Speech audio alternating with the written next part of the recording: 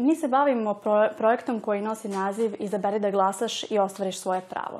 Zapravo mi se bavimo problemom nedovoljne zastupljenosti ovog pitanja u medijima i na društvenim mrežama, iako je to glavni izvor informisanja mladih osoba, pa i mladih osoba sa hendikepom. Oni nisu dovoljno informisani i nisu naravno dovoljno motivisani da izađu na glasanje i mi želimo da rešimo to pitanje tako što ćemo na našim društvenim mrežama u ovom periodu pred izbore objavljivati informativne sadržaje o samom procesu glasanja generalno, ali i o pravima koje oni mogu da ostvare u odnosu na svoj hendikep, to je određenu vrstu podrške koja je njima potrebna, a šta je od institucionalnih mogućnosti ponuđeno.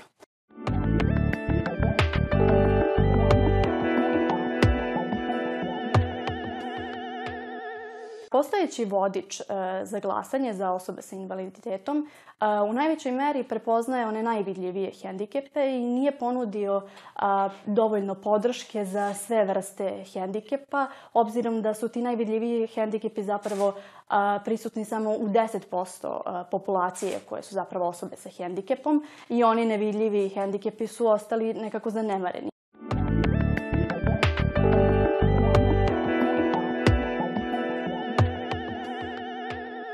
Osobe sa mentalnim hendikepom zapravo su možda i najnevidljivije u ovom sistemu jer ne postoji nikakvo rešenje za takve vrste hendikepa.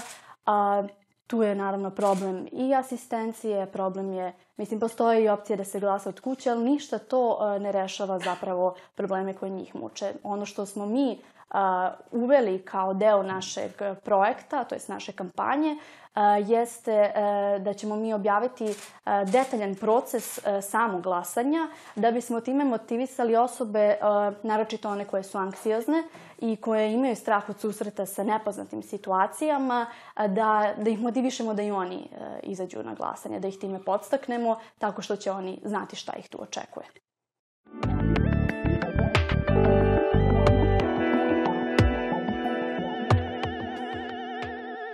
Ne postoje načini da se osobe sa mentalnim hendikepom trenutno uključe aktivnije u izborni proces. To je stvar koja nije problem samo kod nas, već i u celom svetu i za sada nismo pronašli neke podatke da je neka kampanja ili neka praksa u tom smislu usvojena. Tako da, nažalost, za sad za to ne postoji adekvatno rešenje.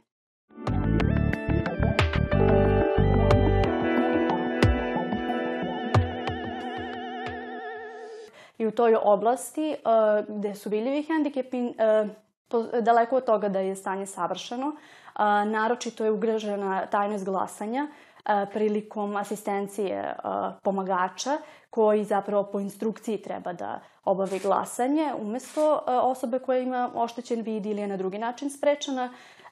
I takođe postoji podatak iz CRTA-inog istraživanja nakon parlamentarnih izbora 2020. godine da čak 56% biračkih mesta nije arhitektonski pristupačno svima i da se taj broj nije promenio zapravo od predsjedničkih izbora 2017. Mi imamo uverenje da to jeste tako zato što naši članovi nam govore o tim podacima, to jest o situacijama u kojima su se oni našli.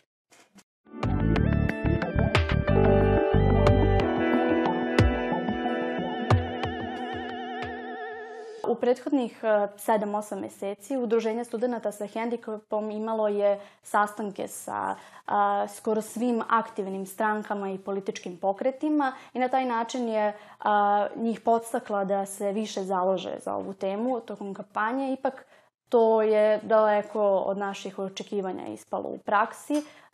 Te teme su uopšte skoro nisu zastupljene. Oni su nas konsultovali po određenim pitanjima i ono što zaista rade jeste da sadržaj koji mi sada u toku ove kampanje kreiramo, oni dele na svojim društvenim mrežama.